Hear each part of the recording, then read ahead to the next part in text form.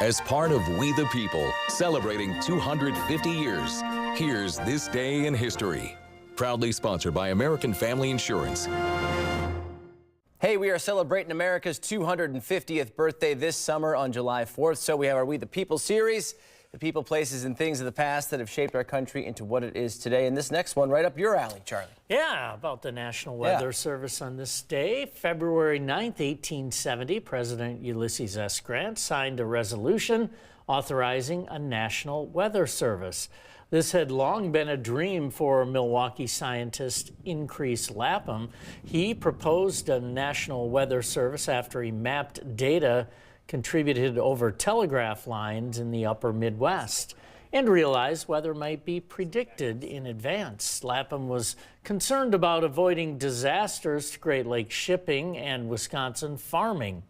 On November 1st, 1870, the National Weather Bureau was born within the U.S. Army Signal Corps.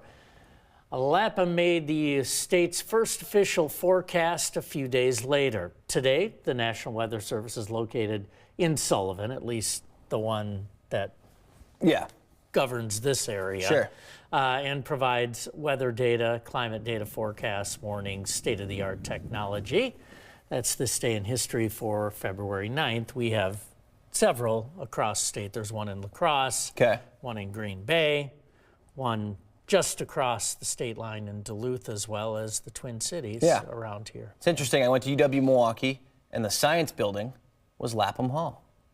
Really? Now I know. We have a Lapham Hall here as well. At UW-Madison? Mm-hmm. Okay. That makes after this guy. Yep. Cool. All right, Charlie, thank you for that. First name Increase. First name is Increase because it's better than Decrease. I agree.